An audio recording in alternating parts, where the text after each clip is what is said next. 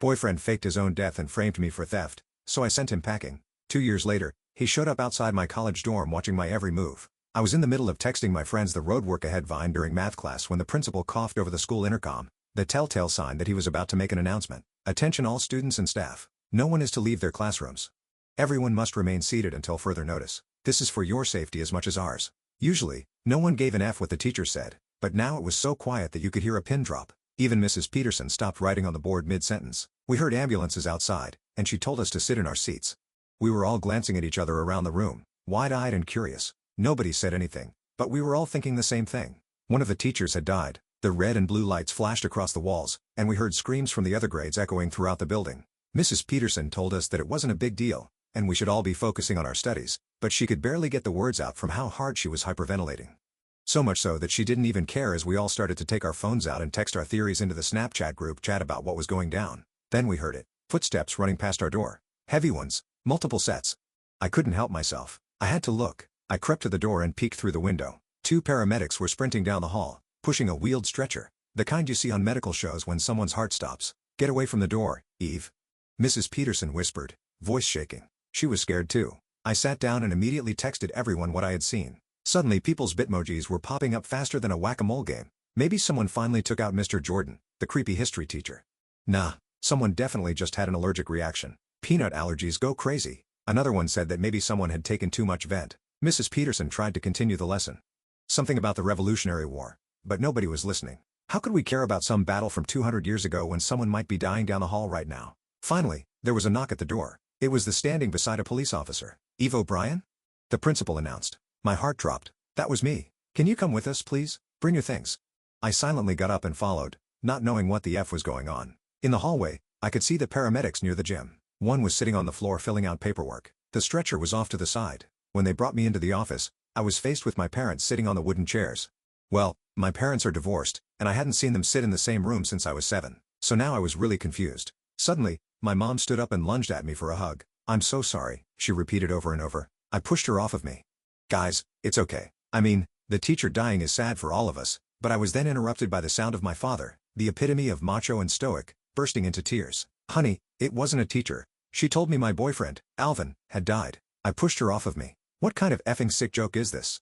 I just saw him last night." Anger boiled my blood. I knew my parents were messy, but I didn't think they were monsters. Neither of them said anything in response, but their eyes were filled with a deep sense of pity. My dad was the one to break the silence. "Honey, his dad called him down to have breakfast with his family, and when he didn't come down, they walked up to his attic and the door wouldn't open. Turns out it was stuck on his body. He had committed rope." He then burst into tears again. I grabbed my VP from my pocket, not even caring that the principal was standing right there. I told them they were lying, that I had seen the stretcher and the screams. Turns out they were going to call me into the office on the intercom, but suddenly the janitor fell and broke his hip, so saving him was first priority. I looked back at my mom and saw her entire body trembling like I'd never seen before. I stuffed my mouth with the sleeve of my hoodie and screamed as hard as I could. My knees gave out under me, and the pain felt so grounding that I continued to bang my head against the floor over and over. My parents picked me up and carried me to the back seat of the car, getting ready to drive me home, and that's when I got the text. It was Alvin. My hands were shaking so bad I almost dropped my phone. The notification said Alvin Claresday with his contact photo. A selfie we'd taken at the beach last summer. I clicked on it and there was a YouTube link. My mom was in the front seat crying while my dad drove, neither of them speaking. The only sound was the windshield wipers scraping against the glass. It had started raining. Neither of them noticed me staring at my screen in complete shock. I clicked the link and waited for it to load, watching the buffering circle spin around and around. The video started playing and there he was, Alvin, sitting in what looked like some old cabin with wood paneling on the walls. He looked terrible. His face was all bruised up and his lip was split. Dry blood crusted in the corner. His left eye was swollen almost shut. He started talking and I had to turn the volume down so my parents wouldn't hear. His voice was hoarse like he'd been crying. He said he was sorry for scaring me, but he had to run away. His dad had been beating him for years, and last night was the worst it had ever been. He lifted his shirt, and I gasped. His ribs were covered in purple and yellow bruises. He showed the camera his arms, and they were covered in bruises too. Some looked fresh and angry red, some looked old and faded to green. There were scars I'd never seen before, hidden under his long sleeves all this time. He said his dad found his empty room this morning and immediately called 911 saying he called himself. Alvin said his dad did it to cover up all the abuse in case anyone started asking questions. He said he'd been planning this escape for months, saving money from his part-time job and finding this cabin through a friend of a friend. The video ended with him saying he was safe now and would text me an address where I could find him. He looked directly at the camera and said, "I love you, Eve." I'm sorry. Then the screen went black. I sat there staring at my phone not knowing what to think. My boyfriend was alive, but he let everyone think he was dead. My mom turned around and saw me looking at my phone, her tear-stained face suddenly alert. She reached back and grabbed it from me before I could react. I tried to tell her about the video, but she wouldn't listen.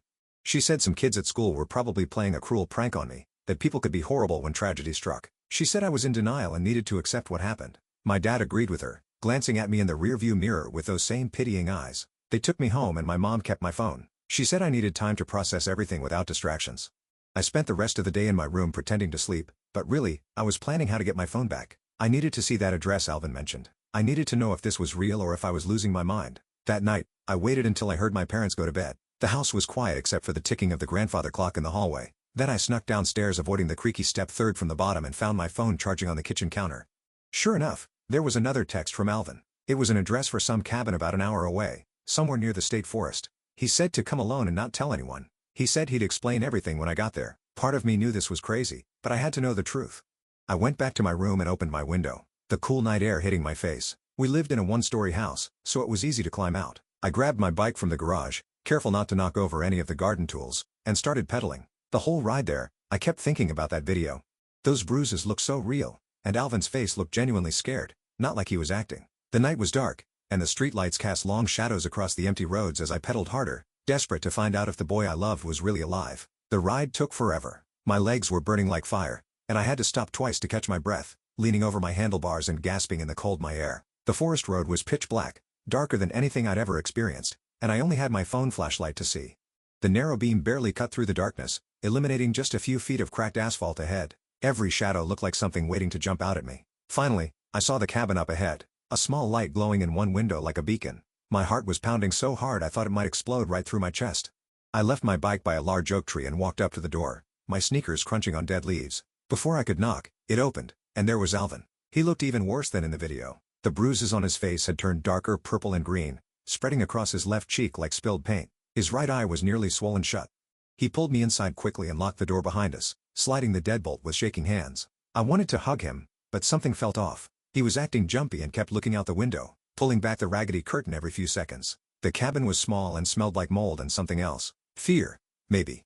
There was a sleeping bag in the corner and some canned food on a rickety table that looked like it might collapse at any moment. He told me to sit down and started talking really fast, words tumbling over each other. He said his dad had been hitting him since he was little. Started with slaps when he got bad grades, then punches when he talked back. Last night, his dad threw him down the stairs because he forgot to take out the trash.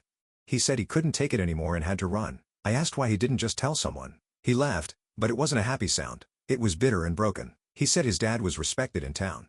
Coached Little League and went to church every Sunday. Shaking hands with everyone after service. Nobody would believe him. Plus his dad always threatened to call him if he ever told anyone. He lifted his shirt and showed me more bruises on his back and legs.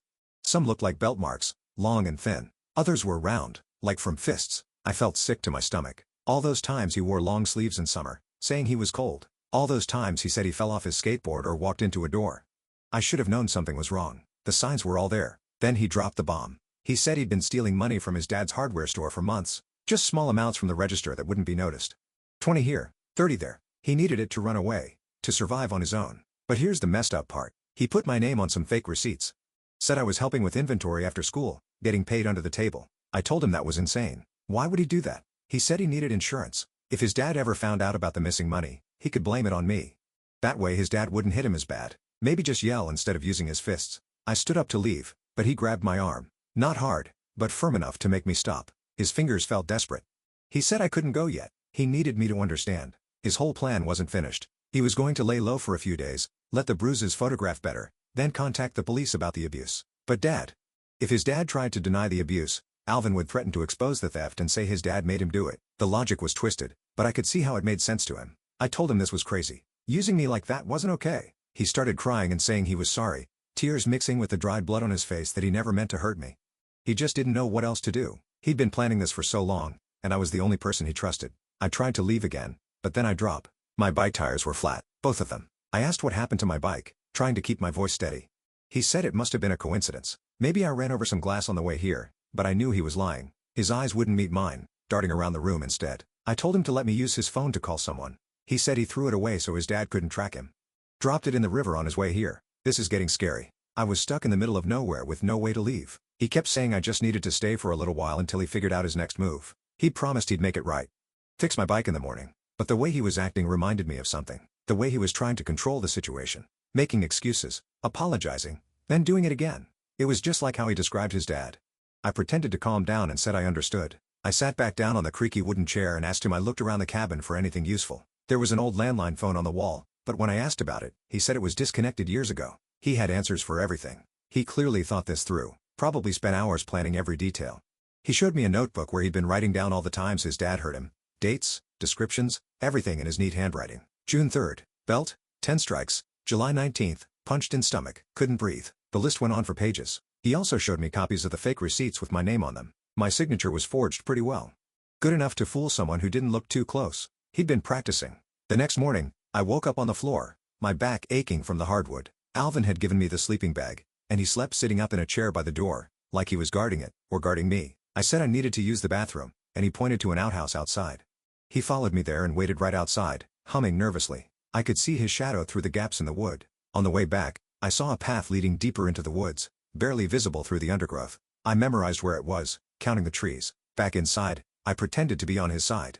I said I wanted to help him justice against his dad. His face lit up like Christmas morning and he hugged me tight. I felt wrong. This wasn't the Alvin I knew, or maybe it was, and I just never saw this side of him. He started telling me more details about the abuse, how his dad would make him stand in the corner for hours until his legs shook, how he'd take away food as punishment, sometimes for days, how he'd lock him in the basement with no light, just the sound of mice scratching in the walls. Each story was worse than the last. I believed him. The bruises were proof enough, but that didn't make what he was doing to me okay. He was so focused on his own pain that he couldn't see he was hurting me too. When he went to the outhouse, I quickly looked through his stuff. I found his journal and flipped through it. The abuse stories were all there, written in heartbreaking detail, but so was his plan to frame me. He'd been planning it for months, every step calculated, which receives to forge, how to get me here, how to keep me here. I also found something else tucked under a pile of dirty clothes. His phone. It wasn't thrown away like he said. It was hidden with the battery removed. I quickly put the battery back in and turned it on, my hands trembling. There were dozens of messages from his dad, not worried messages like you'd expect from a parent whose kid went missing. These were threats, telling Alvin to come home or else, saying he'd find him no matter where he hid, that he knew all his hiding spots. The last message made my blood run cold. It said he knew about the missing money and the receipts. He knew about me. He was coming. I heard Alvin coming back and quickly hit the phone again, my heart racing. That afternoon, Alvin got more paranoid. He kept checking the windows and jumping at every sound. A branch cracking, a bird calling. He said his dad was smart and might figure out where he was. The cabin belonged to his uncle who lived out of state. His dad knew about it. They'd come here for a family reunion once. I suggested we go to the police right away, but he said no. He needed more time to prepare, to make sure his story was perfect, to let the bruises develop more. I realized he was stalling. Part of him was terrified of confronting his dad even through the police. The abuse had messed him up so bad he couldn't think straight. He was like a rabbit frozen in headlights. I told him I was hungry and we were running low on food. Just some stale crackers and a can of beans left.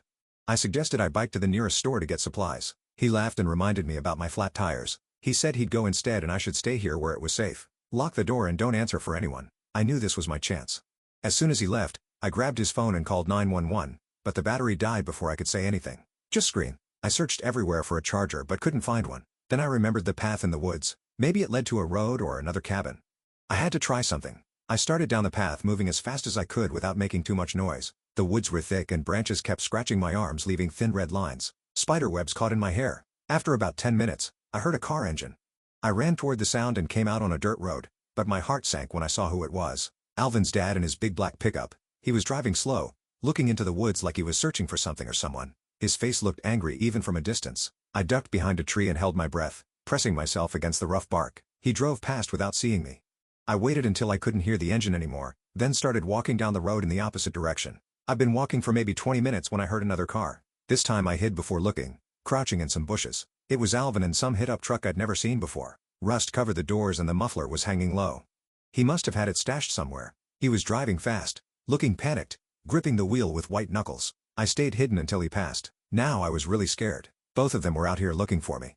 I kept walking, staying close to the tree line so I could hide if needed. My legs were tired and my throat was dry. Finally, I saw a house up ahead. Smoke was coming from the chimney and there were flowers in the window. Civilization. I ran to the door and knocked frantically. An old woman answered wearing a flower-covered apron. I must have looked crazy because she took a step back, her hand going to her chest. I told her I needed to use her phone. It was an emergency. She looked me up and down, saw the scratches, the leaves in my hair, the desperation in my eyes, and let me in. Her kitchen smelled like fresh bread. She pointed to an ancient rotary phone on the wall. I called my parents first. My mom answered on the first ring, sobbing. She said they'd been looking for me all night. The police were involved. Everyone thought I'd done something stupid because of Alvin. I told her I was okay and where I was, kind of. I didn't actually know the address. The old woman helped me figure it out, pointing to mail on her counter. My mom said they were coming to get me right away. Then I called the police and told them about Alvin, where the cabin was, that he was alive but needed help. The old woman made me chamomile tea while I waited. She said kids came through here sometimes running from something. She never asked questions, just helped how she could. She gave me some homemade cookies and a warm washcloth for my scratches. About 30 minutes later, I heard cars pulling up, lots of them. My parents burst through the door and hugged me so tight I couldn't breathe. My mom was crying. My dad kept saying my name over and over. There were 2 police officers with them. They asked me a million questions. I told them everything about the video, the cabin, the bruises, the fake receipts. One officer stayed with us while the other went to find cabin. We waited for what felt like hours. The old woman made more tea, and my mom held my hand the whole time. Finally, the officer's radio crackled. They found the cabin, but it was empty. No sign of Alvin. But they found his journal and the receipts, evidence of both the abuse and the fraud. They put out an alert for both Alvin and his dad. The officer said they'd need me to come to the station to give a full statement. My parents drove me there, holding my hand the whole way. I watched familiar streets pass by and felt like I'd been gone for years instead of just one night. At the station, I told the whole story again, this time to a detective who recorded everything. While I was there, they got a call. A traffic camera had spotted the truck Alvin was driving. He was heading back to her town. They sent units to intercept him. About an hour later, they brought him in. He looked defeated. All the fight had gone out him. His shoulders were slumped, and he was staring at the ground. He saw me through the window of the interview room and mouthed, "I'm sorry." I didn't know what to feel. Angry? Sad? Relieved? Maybe all of them at once.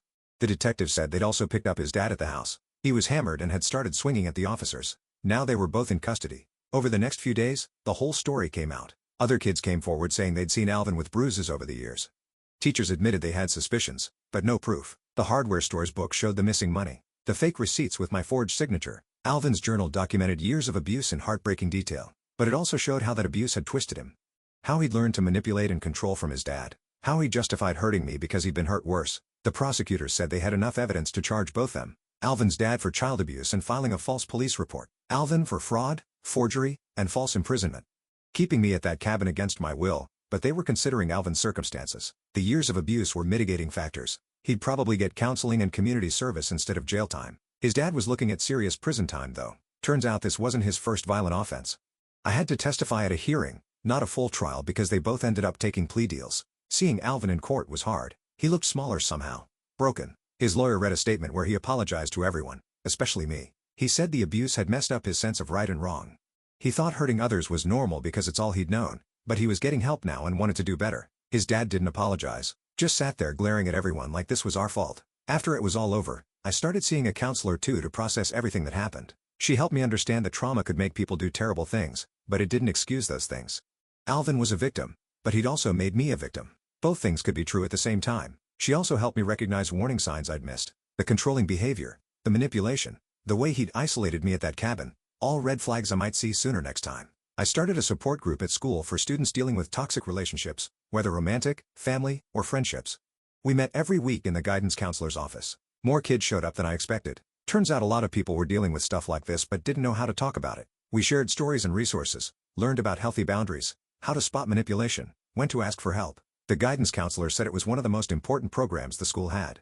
Alvin wrote me a letter from the facility where he was getting treatment. I didn't open it for weeks. When I finally did, it was mostly more apologies. He said he was learning about cycles of abuse, how victims often become abusers themselves if they don't get help. He was determined to break that cycle.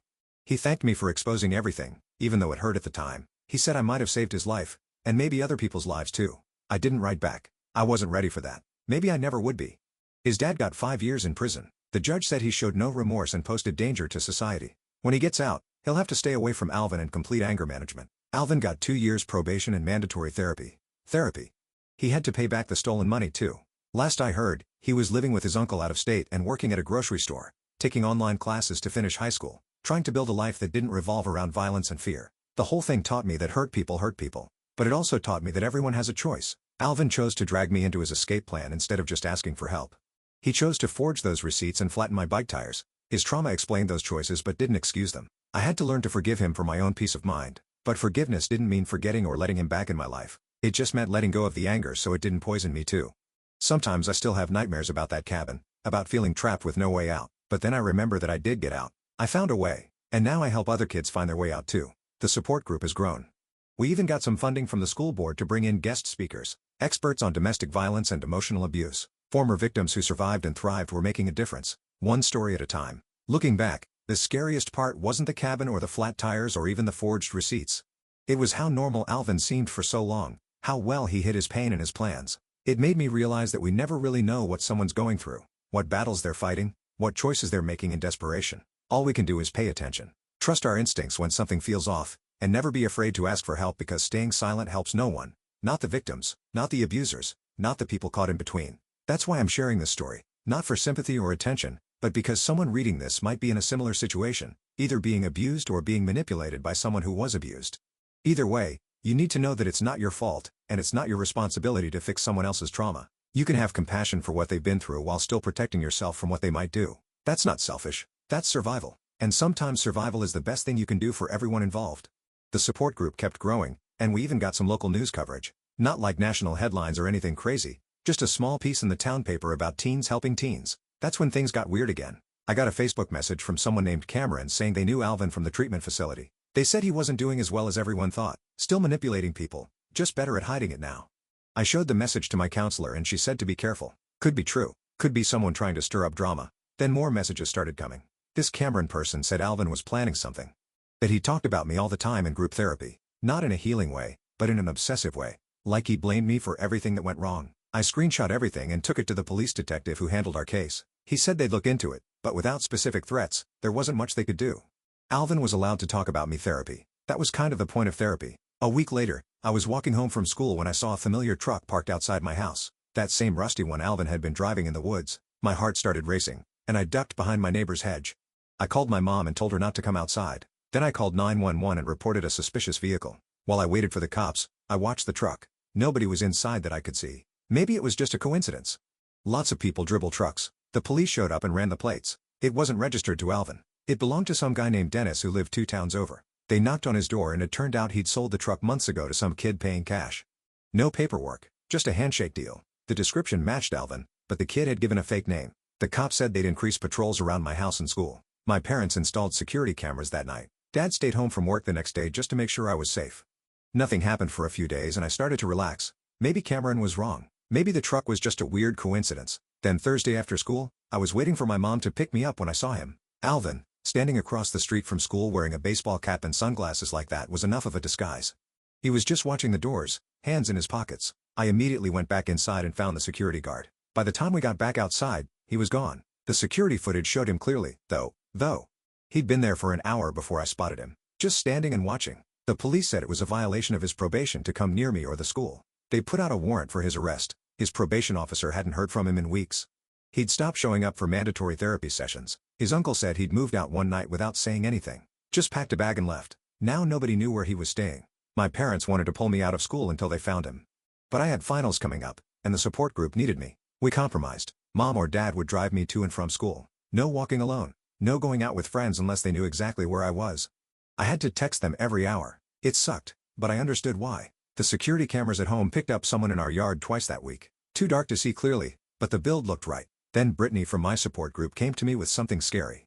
She said a new guy had joined their online trauma forum, called himself Survivor No More, and his story sounded exactly like Alvin's. Abusive dad, running away, girlfriend who betrayed him. But in his version, the girlfriend was the villain who ruined his life for no reason. He was getting lots of sympathy from other members who didn't know the real story. Some were even offering to help him get justice. Brittany had screenshot everything before blocking him. I took it all to the detective again. He said they were taking it seriously now. This was escalating from violation of probation to potential stalking charges. They were working with other departments to track him down. His dad was still in prison, so at least we didn't have to worry about both of them. But Alvin had learned a lot from his dad about how to intimidate people, how to make them feel watched and unsafe without technically doing anything illegal, until showing up at school anyway. My counselor suggested I write him a letter, not to send, just to get my feelings out. I wrote 10 pages about how betrayed I felt, how he'd turned his pain into my pain, how I'd loved him and wanted to help him, but he'd made that impossible. I burned it in the backyard fire pit and watched the smoke rise up and disappear. It felt good, like releasing something heavy I'd been carrying. Mom made hot chocolate and we sat outside until the fire died down. The next Monday, Cameron messaged me again, this time with a photo from inside the treatment facility. It showed Alvin's room with maps on the wall, red circles around my house, my school, places I went regularly, the coffee shop where I studied, the park where I jogged, the movie theater where I worked weekends. Cameron said they'd found it after Alvin left and reported it to staff, but by then he was already gone. The facility had dropped the ball big time, not watching him closer. That's when my parents made the decision. We were staying with my aunt and the next day until they caught him. I didn't want to run away like some scared little kid, but the maps changed everything. He'd been planning this for who knows how long, studying my routines. I packed a bag and we left that night, told the school I had a family emergency. Only my closest friends knew the truth. The support group would have to manage without me for a while. My aunt lived in a gated community with security guards and cameras everywhere. It felt like overkill, but also kind of safe. I did my schoolwork online and video called into support group meetings. Life felt weirdly normal and completely wrong at the same time, like I was in witness protection or something. Every time a car drove by too slow or someone looked at me too long at the grocery store, my heart would race. I hated that he'd made me so paranoid. 2 weeks into our stay, the detective called with news. They'd caught him. He was sleeping in his truck in a parking garage one town over from mine. Had a notebook full of my schedule and photos of me he'd taken with a long lens camera. Hundreds of them. Me at school, at work, even through my bedroom window. They also found a knife and rope in his truck. He said they were for camping, but nobody being held without bail this time. We went home the next day, but things felt different. The house didn't feel as safe anymore. I kept checking the locks and looking out windows. My parents understood. Dad installed an alarm system to go with the cameras. Mom signed me up for self-defense classes. Not because we thought Alvin would get out, but because feeling prepared helped with the fear. The instructor said I was a natural. Turns out all that anger had to go somewhere. The new charges were serious. Stalking, violation of probation, possession of weapons. His lawyer tried to play the abuse card again, but the judge wasn't having it. Said Alvin had been given a second chance and thrown it away. The photos especially creeped everyone out. Somewhere from before he ran away the first time. He'd been watching me for months without me knowing, following me around town. Learning my patterns, the detective said it was one of the worst stalking cases he'd seen. This time, I didn't go to court. My victim impact statement was read by prosecutor and said, I wrote about how he'd stolen my sense of safety, how I jumped at shadows now, how I had to leave my home because of his obsession, but I also wrote about the support group and how we were helping other kids, how I wouldn't let his actions define my life. The judge sentenced him to 3 years in actual prison this time with mandatory psychiatric treatment and a permanent restraining order when he got out. His dad actually wrote me a letter from prison, not an apology exactly, but close. He said he'd been thinking about how his violence had created more violence, how Alvin had learned from him that hurting people was how you dealt with problems. He was in therapy too now. Court ordered, but still. He said he hoped I could move on and have a good life.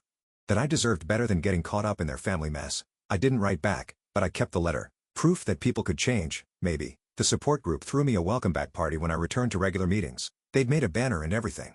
We had twice as many members now. Kids who'd heard about what happened and realized they needed help too. Some were being abused at home. Some were in controlling relationships. Some were dealing with bullying that had gone too far. We all had different stories, but the same need to be heard and believed to know we weren't alone or crazy. I graduated high school with decent grades despite everything. Got into a state college about 3 hours away. Far fresh start, but close enough to come home on weekends. My parents helped me move into the dorms. Dad triple-checked all the locks and Mom made friends with the campus security office. I rolled my eyes but secretly appreciated it. They'd been through a lot too. Watching your kid get stalked by someone you'd welcomed into your home had to be rough. College was good for me. Nobody knew my story unless I told them. I could just be Eve, not Eve who survived that crazy thing. I studied psychology because understanding why people did what they did felt important now. My professor said I had good instincts for it, probably from lived experience. Though I didn't tell them that. I started a new support group on campus. Turned out lots of college kids needed that kind of help too. Junior year, I got a notification that made my blood run cold. Alvin was being released early for good behavior, 2 years instead of 3. The restraining order was still in effect, but paper doesn't stop someone who's determined. I called the detective who'd handled my case. He was retired now, but remembered everything. Said to trust my instincts and call 911 if anything fell off. The prison was supposed to notify me when he actually got out, but sometimes wires got crossed. I spent the next few weeks jumpy as hell. Every unfamiliar face on campus could be him. Every wrong number phone call made me panic. My roommate Julia thought I was losing it until I explained everything. Then she got protected too. Started walking me to classes and checking in constantly. It was annoying, but sweet. Good to have people who cared. The campus security knew about the situation too. They had his photo and would patrol extra around my dorm. Then one day, I got an email from an address I didn't recognize. The subject line just said, "Please read." My finger hovered over the delete button, but curiosity won. It was from Alvin's uncle. He said Alvin had been released, but immediately checked himself into a long-term psychiatric facility. Voluntary commitment. He'd finally accepted that he needed serious help. Years of it, not just a few months. The uncle wanted me to know so I wouldn't spend my life looking over shoulder. He said Alvin had signed papers giving up his right to leave for at least 5 years. I wanted to believe it, but trust was hard. I forwarded the email to my old detective friend. He made some calls and confirmed it was true. The facility was legit, specializing in trauma-based personality disorders. Alvin had signed himself in the day he got out, told the intake counselor he was afraid of what he might do if left on his own. That level of self-awareness was new. Maybe the prison therapy had actually helped, or maybe he just tired of ruining his own life. I still stayed careful, but the constant fear faded it. Finished college with honors and got into grad school for clinical psychology, specialized in trauma and abuse recovery. My thesis advisor said my personal experience gave me unique insights, but warned against letting it consume my career. Good advice. I needed balance. Started dating a guy named Noah from my research methods class. Told him the whole story on our third date. He didn't run away screaming, so that was good. The campus support group had become an official program by then with actual funding and a real office. I trained other students to run it before I graduated. Watching it grow beyond what I could do alone felt amazing, like something good had come from all the bad. They gave me a plaque at the end of your ceremony. Founder and guardian angel, it said. Cheesy, but I cried anyway. My parents were there beaming with pride. They'd come so far too from that terrified couple in the principal's office. Got my doctorate and started working at a treatment center for at-risk youth. Kids who'd been abused or were showing signs of becoming abusers themselves. The cycle could be broken, but it took work. Constant, difficult work. Some days were harder than others. Some kids reminded me too much of Alvin. That same mix of pain and anger looking for a target. But most were just hurt and scared and needed someone to believe them. To show them another way existed. 5 years after he checked himself in, I got another email from Alvin's uncle. Said Alvin was doing well. Still in treatment but in a transitional program now. Had a job at the facility doing maintenance. Was taking online college courses. The uncle thought I should know he was getting better. Really better this time.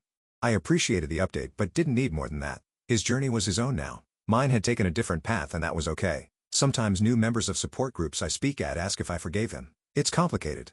I forgave the broken kid who'd been struck by his father until he didn't know right from wrong. But I couldn't forget the calculating person who forged those receipts and stalked me with a camera. Both existed in the same person. That's what trauma does sometimes. Creates these fractured selves that war with each other. The victim and the perpetrator all tangled up inside.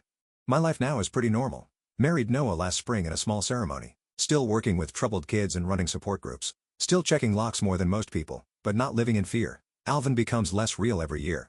More like a story that happened to someone else. Except when I'm helping a kid who reminds me of him. Then it all comes flooding back. But that's useful. Keeps me sharp. Reminds me why this work matters.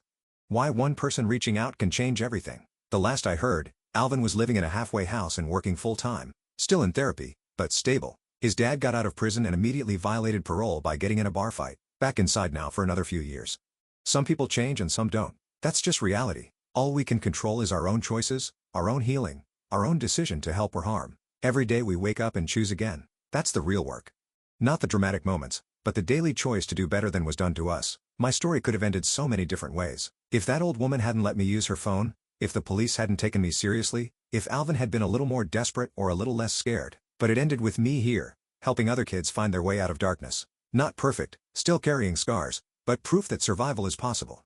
That cycles can be broken. That hurt people don't have to hurt people. They can choose another way. It just takes one person believing that too.